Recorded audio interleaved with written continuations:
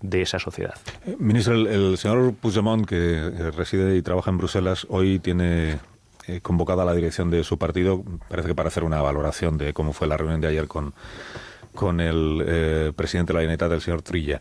Y parece que el señor Puigdemont tiene intención, lo que dicen las fuentes cercanas a él, de recordar esta mañana cuáles son los compromisos pendientes de terminar de cumplirse por parte del Gobierno de España. Uno de ellos es la oficialidad del catalán, el gallego y el euskera, aunque Puigdemont suele hablar solo del primero, pero como lenguas oficiales de la Unión Europea, que todavía no ha sido conseguido por el Gobierno de España. ¿Usted está en condiciones de asegurar o de garantizar que en algún momento ese objetivo se va a cumplir, se va a conseguir, que se conseguirá de verdad que el catalán sea lengua oficial de la Unión Europea? ¿Puede afirmarlo? Sin ninguna duda, el catalán, igual que el euskera y el gallego, un día, yo no le puedo decir cuál, serán lenguas oficiales de la Unión Europea. Cualquier otra cosa sería una discriminación hacia España y una anomalía.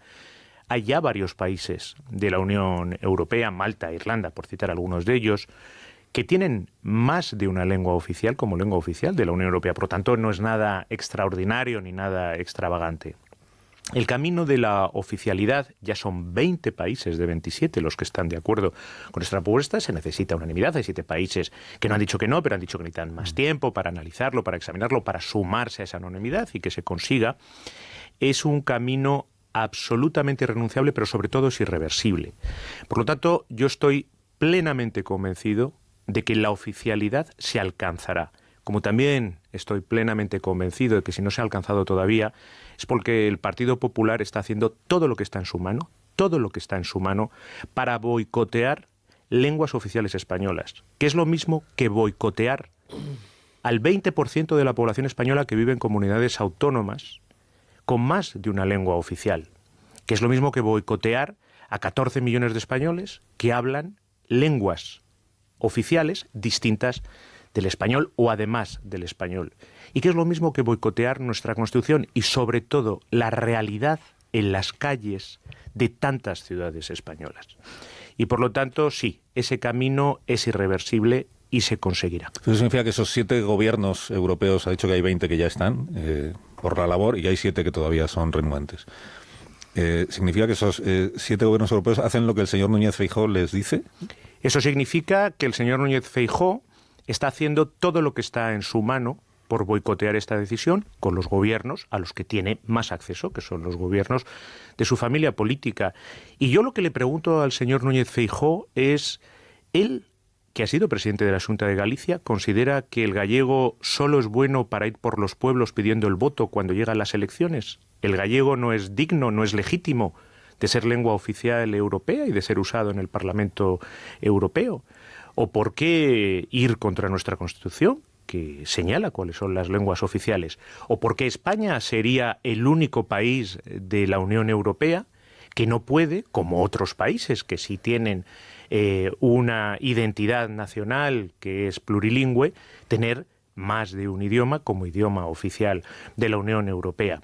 Al final, lo que yo hago es, desde luego, llevar adelante este combate por las lenguas oficiales españolas, el catalán, el euskera y el gallego, para que se unan al español, pero es también defender nuestra identidad nacional en Europa. Por cierto, los tratados de la Unión Europea señalan muy claramente que la Unión Europea tiene que proteger la identidad nacional de todos sus Estados miembros, y nuestra identidad nacional es plurilingüe. Y eso es lo que no entiendo del señor Núñez Feijóo. ¿Por qué boicotea nuestra identidad nacional?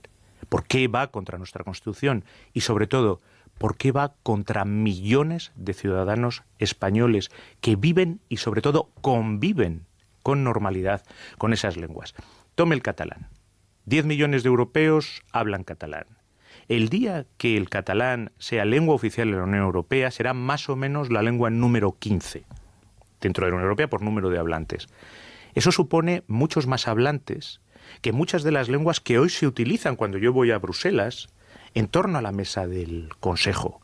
Todo eso es otra forma de construir Europa también, una Europa más cercana a los ciudadanos. Pero en el caso de España, eso es defender nuestra identidad nacional.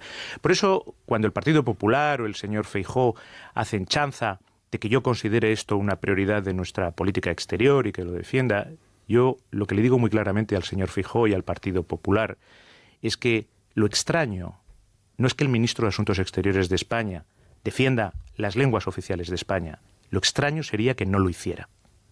¿Está usted reconociendo al señor Núñez Feijóo una capacidad de influencia sobre gobiernos de la Unión Europea verdaderamente elevada? Tiene influencia sobre partidos políticos de su familia política y está echando el resto para boicotear esto. Los partidos que están en el gobierno. Que están en el gobierno en países, estos momentos, por supuesto.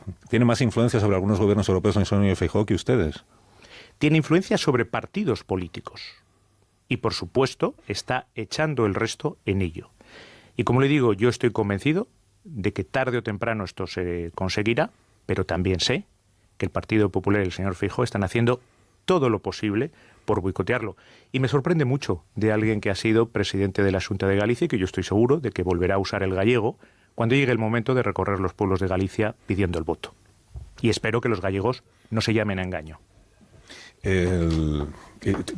La prioridad que para el gobierno de España supone la oficialidad del catalán, del euskera, del gallego, el valenciano no se contempla como lengua cooficial en la Comunidad Valenciana. Estos son los 3 idiomas que nosotros hemos solicitado, catalán, euskera y gallego. Y esa es la propuesta que desde luego no vamos a retirar nunca. Valenciano no.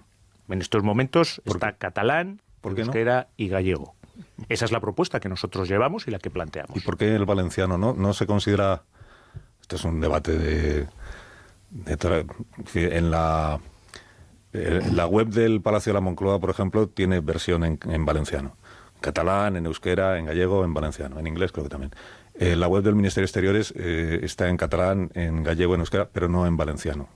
Esta diferencia de criterios, a ver, ¿el valenciano es lengua o no es lengua? Y como sabe, acabamos de publicar una nueva estrategia de política exterior que voy a presentar oficialmente en el Ministerio este jueves en un acto que será público, y por primera vez esa estrategia está traducida al catalán, al euskera y al gallego. ¿Al valenciano no? Al catalán, al euskera y al gallego. Para el ministro de Exteriores del Gobierno de España hay 3 lenguas, además de la lengua, el castellano, que es la lengua oficial en todo el Estado, hay 3 lenguas que cada una es oficial en su territorio respectivo, que son el catalán, el euskera y el gallego. Esas son las lenguas a las que nunca vamos a renunciar, que sean oficiales en Europa y que lo serán tarde o temprano. ¿Qué le parece al ministro de la reunión de ayer, de Salvador Illa con Carles Puigdemont, que es un ciudadano que está pendiente de un juicio por malversación, si antes de que se produzca el juicio no es amnistiado del todo, pero a día de hoy es un señor que por eso no pisa España, que está pendiente de un juicio por corrupción, que es la malversación. ¿Qué impresión le genera a usted, le produce la reunión? Yo veía esta mañana la foto en los periódicos, ayer también la veía las imágenes en televisión, y para mí esa es la foto de un reencuentro entre el presidente de la Generalitat, entre 2 líderes políticos catalanes, y desde luego yo prefiero mucho más esa foto que otras fotos de otros tiempos, con gobiernos del Partido Popular, por ejemplo, que lo que mostraban era confrontación, crispación, enfrentamiento. Y yo creo que con esa foto, yo estoy convencido, están de acuerdo el 90% de los catalanes y el 80% de los españoles. Desde luego, todos los que recuerdan de dónde venimos, del enfrentamiento en que venimos, de cómo estaba Cataluña hace unos años y de dónde estamos hoy. ¿El 80% de los españoles cree usted que aplauden la foto de